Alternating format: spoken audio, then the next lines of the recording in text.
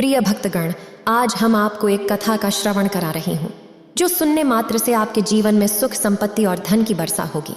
तो चलिए कथा को प्रारंभ करते हैं। भगवान शिव माता पार्वती से कहते हैं, जाने अनजाने में हम कुछ ऐसी गलतियां इंसान कर देता है जिसका पछतावा बाद में होता है, और जब उस इंसान को गलती का पता चलता है तो बहुत देर हो जाती है। तब तक इंसान बर्बाद हो चुका होता है। तब माता पार्वती पूछती है, तो आखिर वो कौन कौन सी गलतियां हैं जो इंसान को पता नहीं है, जो उस इंसान को बर्बाद कर देती है। फिर भगवान शिव कहते हैं, अगर इंसान को अपनी बर्बादी का कारण पता चल जाए तो अपने जीवन को सुखमय बना सकता है। इसलिए हे देवी, आज मैं एक कहानी के माध्यम से बताने जा रहा हूं। कृपया इसे ध्यान से सुने। अगर आप यह कहानी सुन रहे हैं तो पूरा सुनिए। इस कथा को आधा अधूरा छोड़कर जाने की गलती मत करिएगा, क्योंकि इस पवित्र कथा को पूरा सुनने से मनचाहा फल की प्राप्ति होगी। इसलिए इस कथा को पूरा सुने। आप शिव भक्त हैं तो भोलेनाथ का अनादर ना करें। बहुत समय पहले की बात है। एक नगर में एक धनी सेठ रहा करता था। उसके पास सभी प्रकार की सुख सुविधाएं उपलब्ध थीं, लेकिन उसके पास कोई संतान नहीं था। संतान नहीं होने के कारण वो हमेशा चिंतित रहता था। फिर एक दिन उसे पता चलता है कि उसकी पत्नी गर्भवती है। यह सुनकर वह बहुत खुश हुआ और उसने अपनी पत्नी का खूब ख्याल रखने लगा। देखते ही देखते एक दिन उसके घर पर एक पुत्र का जन्म हुआ। सेठ पुत्र के जन्म पर बहुत खुश था। उसने पूरे नगर को मिठाई खिलाई और उसके लालन पालन में कोई कमी नहीं छोड़ी। एक समय ऐसा आया कि उसका पुत्र बड़ा हो गया। फिर सेठ ने उस पुत्र को गुरुकुल भेजने का निर्णय लिया ताकि वह पढ़ लिख कर एक विद्वान बन सके। अभी उसके पुत्र की उम्र मात्र 10 साल की थी, लेकिन उसने छोटी सी उम्र में अपने बेटे को शिक्षा ग्रहण करने के लिए गुरुकुल भेज दिया था। गुरुकुल में वह बालक अच्छे से शिक्षा ग्रहण करने लगा। अपने गुरु की सभी आज्ञाओं का पालन करता था। ऐसे में वह बालक धीरे धीरे वहां का सबसे काबिल विद्यार्थी बन गया। गुरुकुल में उस बालक ने सारे वेद पुराण और सभी शास्त्रों का अध्ययन किया, और एक समय आया कि वह बहुत बड़ा विद्वान बन गया। गुरु भी उस बालक से बहुत प्रसन्न थे कि उसने छोटी सी उम्र में सारा ज्ञान अर्जित कर लिया था। लेकिन वो कहते हैं ना कि समय कब बदल जाए, किसी को कुछ पता नहीं होता। ऐसे ही एक दिन प्राकृतिक आपदा की वजह से उसके माता पिता की मृत्यु हो गई, और जब उसके माता पिता की मृत्यु हुई तब तक उस बालक की शिक्षा पूर्ण नहीं हुई थी। और जब उस बालक ने यह खबर को सुना कि अब उसके माता पिता इस दुनिया में नहीं रहे, तब उसको एहसास हुआ कि उसका सब कुछ खत्म हो गया है। फिर उस बालक को सांसारिक मोह माया से मन उठ गया। फिर वह बालक ने निश्चय किया कि वह गुरुकुल से शिक्षा पूर्ण करने के बाद अपना संपूर्ण जीवन लोगों की भलाई में व्यतीत करेगा। और फिर जब उस बालक की शिक्षा पूर्ण हो गई, उसके बाद वो बालक सन्यासी बन गया और वो सांसारिक वस्तुओं से दूर जंगल में चला गया। जंगल में जाकर उसने वहां लंबे समय तक तपस्या की। तपस्या पूर्ण करने के बाद वह सन्यासी बन गया। फिर वह सन्यासी ने लोगों को शिक्षा देना आरंभ कर दिया। समय के साथ उस सन्यासी की चर्चा चारों तरफ होने लगी, और दूर दूर से लोग उसके पास शिक्षा ग्रहण करने आने लगे, और बहुत से लोग उनके पास अपनी समस्याओं का समाधान खोजने के लिए भी आने लगे। सन्यासी सभी लोगों की समस्याएं बड़ी आसानी से सुलझा लेता, जिस वजह से वहां के पूरे राज्य में प्रचलित हो गया था। लेकिन जिस नगर में वह रहते थे, उस नगर का राजा एक दुष्ट व्यक्ति था। जब राजा को उस सन्यासी के बारे में पता चला तो उसने उस सन्यासी से मिलने का निश्चय किया। अगली सुबह वह राजा अपने महल से निकलकर उस सन्यासी से मिलने के लिए निकल गया, और फिर वह उस कुटिया पर पहुंच गया। वहां पहुंचकर जब राजा ने उस सन्यासी को देखा तो वह देखता ही रह गया। उसके चेहरे पर एक अलग ही तेज था। जब वो सन्यासी के पास पहुंचा तो उसे बड़ी अपार शांति का अनुभव हुआ। उस राजा ने उस सन्यासी को प्रणाम किया और उनके पास बैठ गया और उससे वार्तालाप करने लगा।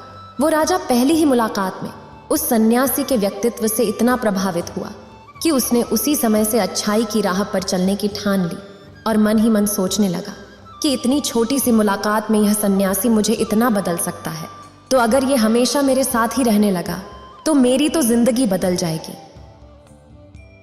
यही सोचकर राजा सन्यासी से अपने महल चलने के लिए आग्रह करने लगा।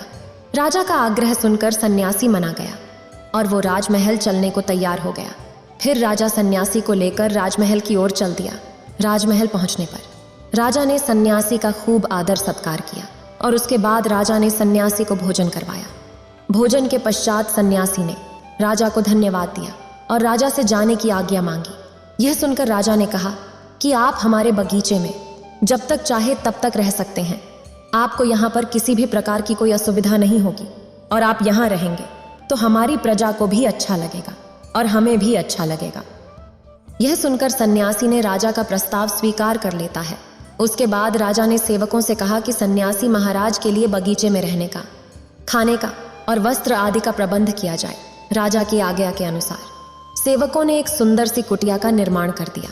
उसके बाद वो सन्यासी उसी कुटिया में रहने लगे। सन्यासी को उस कुटिया में रहते रहते कई साल बीत गए और इस दौरान राजा ने उनकी खूब सेवा की।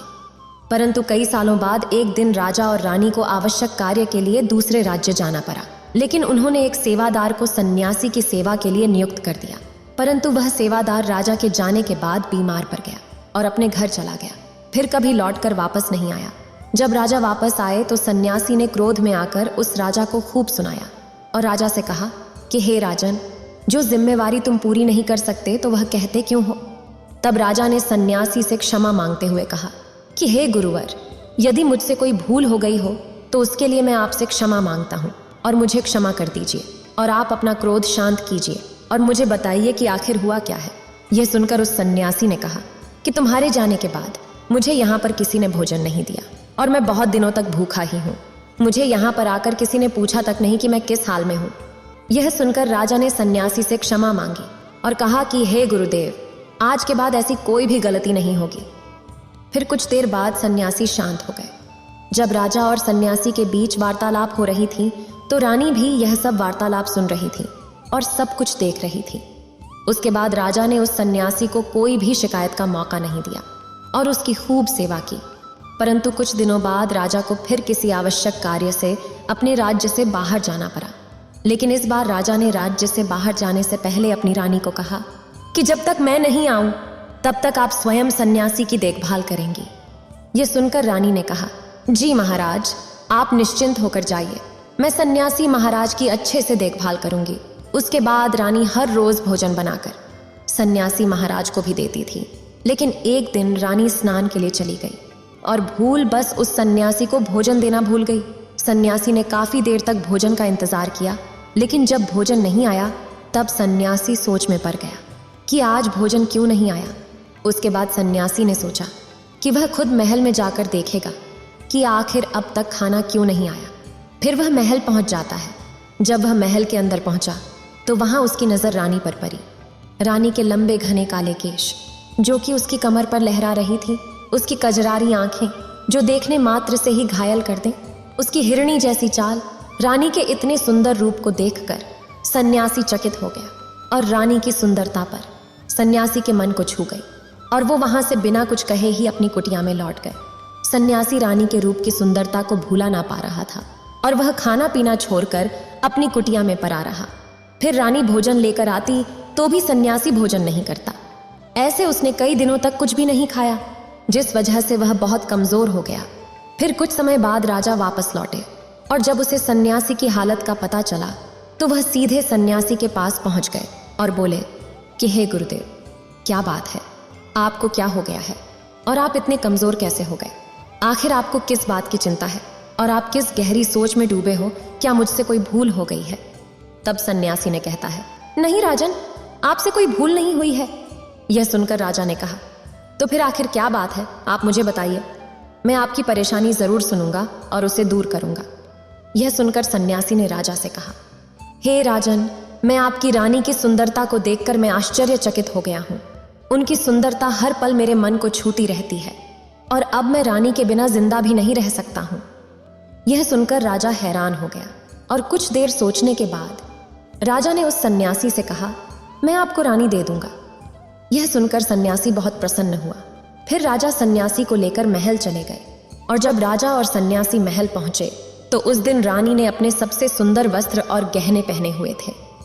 राजा रानी के पास पहुंचे और राजा ने रानी से कहा, आपको इस सन्यासी की मदद करनी चाहिए। ये बहुत कमजोर हो गए हैं और मैं नहीं चाहता कि किसी ज्ञानी पुरुष की हत्या का कलंक मेरे सर पर लगे। उसके बाद राजा ने रानी से पूछा, क्या आप ये पाप अपने सिर पर लेना चाहती हैं?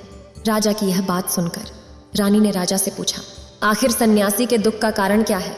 तो राजा ने रानी से कहा कि सन्यासी आपकी अद्भुत सुंदरता के दीवाने हो गए हैं। राजा की यह बात सुनकर रानी ने कहा, हे राजन, आप चिंता मत करिए, अब आप सब कुछ मेरे ऊपर छोड़ दीजिए। मुझे पता है कि मुझे अब क्या करना है। उससे आपके ऊपर ना तो सन्यासी की हत्या का पाप लगेगा और ना ही उससे मेरे पतिव्रता धर्म का नाश होगा। रानी की ये बात सुनकर राजा ने रानी को सन्यासी को सौंप दिया। उसके बाद सन्यासी रानी को लेकर कुटिया पर पहुंच गए। जब रानी सन्यासी की कुटिया पर पहुंची तो रानी ने सन्यासी से कहा कि हमें यहाँ रहने के लिए घर चाहिए, हम इस झोपड़ी में नहीं रह सकती। यह सुनकर सन्यासी तुरंत राजा के पास गया और राजा से जाकर बोला कि हे राजन, हमें रहने के लिए एक घर चाहिए। सन्यासी की बात सुनकर राजा ने उनके लिए घर का प्रबंध कर दिया।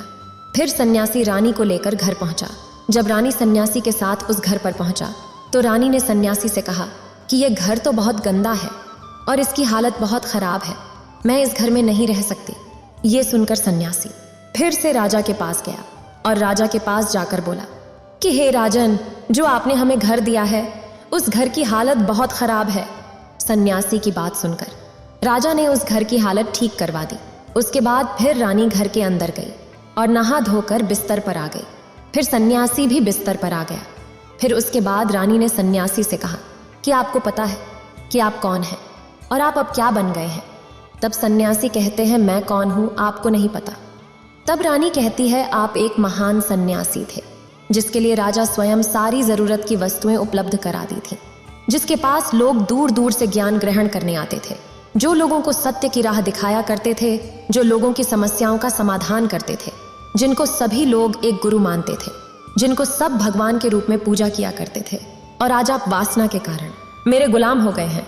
रानी की ये बात सुनकर उस सन्यासी को एक झटका लगा और उसे महसूस हुआ कि वो तो एक सन्यासी है और वो ये सब क्या कर रहा है। वो तो ये सारी सुख सुविधाओं को छोड़कर शांति की तलाश में जंगलों में चला गया था। जब सन्यासी को सुध बुद्ध आई तो वो जोर जोर से रोने लगा और चिल्लाने लगा और रानी से कहने लगा कि मुझे क्षमा कीजिए महारानी, मैं ये क्या करने जा रहा था, मैं अभी आपको राजा को सौंप कर आता हूँ। सन्यासी की ये बात सुनकर रानी ने सन्यासी से प्रश्न किया कि महाराज, मेरे मन में एक प्रश्न उठ रहा है, कृपया मेरे प्रश्न का उत्तर दीजिए। रानी की बात सुनकर सन्यासी ने कहा कि पूछो तुम्हारा क्या प्रश्न है। फिर रानी ने कहा कि जब आपको उस दिन भोजन नहीं मिला तो आप बहुत क्रोधित हो गए। तब मैंने आपका ये रूप पहली बार देखा था और तभी से मैं आपके व्यवहार में परिवर्तन महसूस कर रही थी। ऐसा क्यों हुआ महाराज, आखिर आपको इतना क्रोध क्यों आया। रानी की बात सुनकर सन्यासी ने रानी को समझाया कि जब मैं जंगल में था तो मुझे समय पर भोजन भी नहीं मिलता था, लेकिन जब मैं महल में आया तो महल में आने के बाद मुझे सारी सुख सुविधाएं मिलने लगी। फिर मैं इन सभी सुख सुविधाओं के मोह में फंस गया और मुझे इसके प्रति लगाव उत्पन्न हो गया और फिर मुझे इसको पाने का लालसा उत्पन्न हो गया और जब मुझे ये नहीं मिला तो मेरे अंदर क्रोध उत्पन्न हुआ। फिर रानी ने कहती है, हे महाराज, सच तो ये है कि अगर इच्छा पूरी नहीं हो तो क्रोध उत्पन्न होता है और अगर इच्छा पूरी हो जाए तो लालच बढ़ जाता है। फिर सन्यासी ने रानी से कहा, यह इच्छा की पूर्ति ही मुझे वासना के द्वार तक लेकर आया है और मैं आपके प्रति आकर्षित हो गया। इसके बाद वो सन्यासी रानी को लेकर राजा के पास गया और बोला, हे राजन, मुझे क्षमा कर दीजिए, मुझे अपनी गलती का एहसास हो गया है। ये आपकी रानी है, मुझे यह सब नहीं चाहिए। मैं अपनी इच्छा के वशीभूत होकर यह गलत कार्य करने जा रहा था और अपने जीवन को बर्बाद कर रहा था, लेकिन अब मुझे सब कुछ समझ आ गया है। फिर उसके बाद सन्यासी प्रवचन देने लगते हैं, हे राजन, मनुष्य की बर्बादी का कारण उसकी 4 आदतें बनाती हैं और दुनिया के हर एक व्यक्ति के अंदर ये 4 अवगुण होते हैं, लेकिन जो व्यक्ति इन पर नियंत्रण पा लेता है वो दुखों और परेशानियों से बच जाता है और वहीं जो व्यक्ति इन 4 दोषों पर नियंत्रण नहीं कर पाता है वो बर्बाद होने के कगार पर पहुंच जाता है। ये सुनकर राजा ने कहा, हे महाराज, आप मुझे वो 4 आदतें बताइए जिससे कि मनुष्य की बर्बादी हो जाती है। फिर सन्यासी ने राजा को मनुष्यों को बर्बाद करने वाली आदतों के बारे में बताया।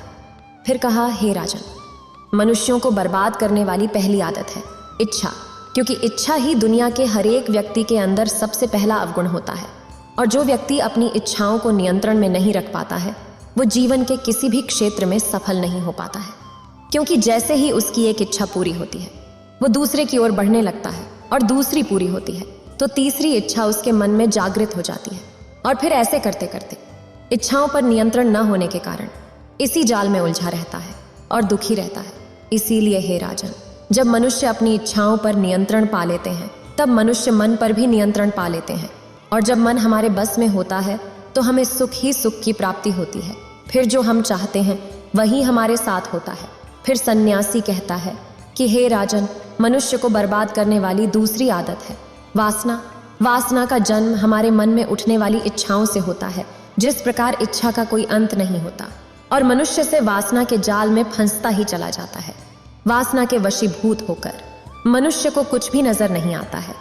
आज तक जितनी भी लड़ाइयां हुई हैं उनका सबसे बड़ा कारण है स्त्री को पाने की इच्छा ही रही है। इस स्त्री के प्रेम में वशीभूत होकर राजा महाराजाओं ने आज से पहले बहुत सारे युद्ध किए हैं। रावण इस संसार का सबसे बुद्धिमान व्यक्ति था, लेकिन उसने भी माता सीता की सुंदरता के फेर में आकर अपना सब कुछ बर्बाद कर लिया, और उसकी मृत्यु का कारण एक स्त्री ही बनी थी। कई राजा महाराजा तो इसलिए हार गए क्योंकि वो लोग इन स्त्रियों से रासलीला रचाने में ही रह गए थे। ईश्वर ने तो स्त्री की उत्पत्ति इस संसार को बढ़ाने के लिए की है, लेकिन आजकल लोगों ने इसे अपनी वासना का शिकार बना लिया है, अपने मनोरंजन का साधन समझने लगे हैं। और जब उन्हें अपना ये मनोरंजन नहीं मिलता तो वो पागल हो जाते हैं और न जाने क्या क्या कर बैठते हैं। इसीलिए हे राजन, जितना हो सके उतना वासना से दूर रहना चाहिए। फिर सन्यासी कहता है कि हे राजन, मनुष्यों को बर्बाद करने वाली तीसरी आदत है क्रोध। क्योंकि जब मनुष्य की वासना की पूर्ति नहीं होती है तो उसके अंदर क्रोध उत्पन्न हो जाता है, और जब व्यक्ति को क्रोध आता है तो उस पर उसका नियंत्रण नहीं होता है, और फिर वह क्रोध में आकर कहीं गलत निर्णय ले लेता है। वह दूसरों को भला बुरा कह देता है, गालियां देने लगता है, और जब उनका क्रोध शांत होता है तो उन्हें अपनी गलती का एहसास हो जाता है। लेकिन तब तक तो सब कुछ बर्बाद हो चुका होता है। क्रोध के कारण मनुष्य के कई बने बनाए काम भी बिगड़ जाते हैं। जब मनुष्य के भीतर क्रोध उत्पन्न होता है तो वह अंदर से बहुत कमजोर हो जाता है, और एक कमजोर मनुष्य कुछ भी नहीं कर सकता है। उसे कभी भी सफलता हासिल नहीं हो सकती। क्रोध हमारे भीतर तनाव को उत्पन्न करता है, और अगर एक बार हम तनाव में चले गए तो हमारा पूरा जीवन बर्बाद हो जाता है। फिर सन्यासी कहता है कि हे राजन, मनुष्य को बर्बाद करने वाली चौथी आदत है लालच है। हे राजन, लालच का फल सदैव बुरा होता है। लालच में पड़कर हम बहुत से लोगों का बुरा कर देते हैं। हर मनुष्य के जीवन में कभी ना कभी ऐसे अवसर अवश्य आता है जब वो लालच कर बैठता है, और अधिक पाने की लालसा में वो कुछ ऐसा कर बैठता है जिससे जो उसके पास था वह उसे भी गंवा देता है। क्योंकि जैसे ही व्यक्ति की एक इच्छा पूरी होती है उसका लालच बढ़ जाता है, और उसके मन में और भी आकांक्षाएं जन्म लेने लगती हैं। जो व्यक्ति लालच करता है वह कामयाबी से कोसों दूर रहता है, क्योंकि एक ना एक दिन लालच का दुष्परिणाम सामने आता ही है। अगर हम समय रहते ही लालच को त्याग दें और उसके फेर में न पड़े तो हम एक सफल व्यक्ति अवश्य बन सकते हैं। फिर अंत में सन्यासी राजा से कहता है कि हे राजन, अगर मनुष्य 4 आदतों को छोड़ देता है तो उसे जीवन में सफल होने से कोई नहीं रोक सकता। जो आदतों को नहीं छोड़ता है उसे जीवन में बर्बाद होने से कोई रोक सकता। मैं एक सन्यासी होकर इसके फेर में पड़ गया था, तो सामान्य मनुष्य तो इससे बच नहीं सकता। इसीलिए हे राजन, मनुष्यों को इन आदतों से हमेशा बचना चाहिए। इतना कहकर सन्यासी जंगल की ओर चला जाता है। फिर भगवान शिव इस कहानी को समाप्त करते हैं। इस वीडियो को बोलते समय कोई त्रुटि हो तो मैं क्षमा चाहती हूँ। उम्मीद है आप सभी को ये वीडियो अच्छी लगी होगी। अगर आप शिव के सच्चे भक्त हैं तो चैनल को सब्सक्राइब और वीडियो को लाइक करके कमेंट में हर हर महादेव लिख दीजिए।